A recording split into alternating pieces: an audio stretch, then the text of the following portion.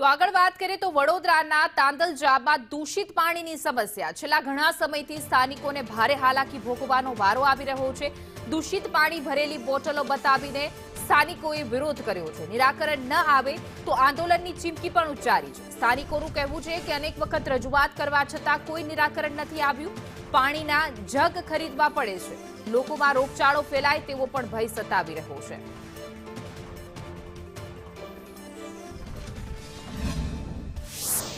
તાંદલજા કરિશ્મા park society સહિતના અન્ય વિસ્તારોમાં દૂષિત પાણીની સમસ્યા છે। અહીંયા ઘણા સમયથી ગંદુ પાણી આવી રહ્યું છે ને તેને લઈને સ્થાનિકો અહીંયા રોષે ભરાયા છે। રોજ રોજ આ પ્રકારે કાળા કલરનું પાણી તેમને ત્યાં પીવા માટે આવી રહ્યું છે। નળમાંથી આ પ્રકારે જ્યારે પાણી પીવાનું આવતું હોય રજૂઆત કરી છે તેમ છતાં પણ નિરાકરણ આવતું નથી। ત્યારે રોષ છે, લોકો આ બોટલમાં દૂષિત પાણી બતાવી રહ્યા છે। આ વિસ્તારની સમસ્યા તેઓ બતાવી રહ્યા છે અને તેને લઈને હાલ અહીંયા ભારે રોષ છે સ્થાનિકોમાં। આ કયા કયા વિસ્તારોમાં દૂષિત પાણી આવે છે ને કેટલા સમયથી આવે છે? કુંભારવાળું ફર્યું હોય, રાયનું ફર્યું હોય, વનકરવાસ હોય, કરિશ્મા પાર્ક હોય, સોદાગર પાર્ક હોય, તમામ આજુબાજુના વસવાટમાં છેલ્લા કેટલા ટાઈમથી ગંદુ દૂષિત પાણી આવી રહ્યું છે।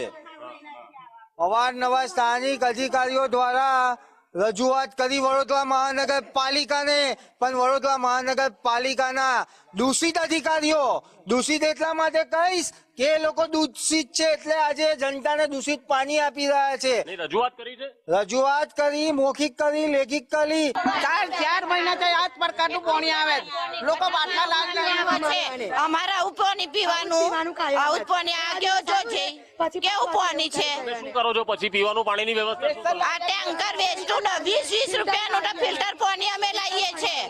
હવે રોજ 20 રૂપિયા કઈ ખર્ચવાના અમારે? ગટર લાઈન ડેનેજ ઘણા વર્ષોની જૂની છે અને સાથે પાણીની પણ લાઈન ઘણા વર્ષો જૂની છે, એટલે ગટરનું જે લાઈન છે એ લીકેજ થાય છે, પાણીની લાઈન પણ લીકેજ થાય છે અને ગટરનું ગંદુ પાણી પીવાના પાણીની સાથે આવે છે। ઘણા ટાઈમથી આ સમસ્યા છે અને આ પ્રોબ્લેમ દૂર કરવા માટે એક જ છે કે ગટર અને પાણીની લાઈન અલગ અલગ નવેસરથી નાખવામાં આવશે તો જ આ સમસ્યા અને આ પ્રોબ્લેમ કાયમ હલ થશે। તો મારી વીએમસીના અધિકારીઓને વિનંતી છે કે તમે જાગો, કાં તો પછી અમે ત્યાં આવીને તમને જગાડીશું।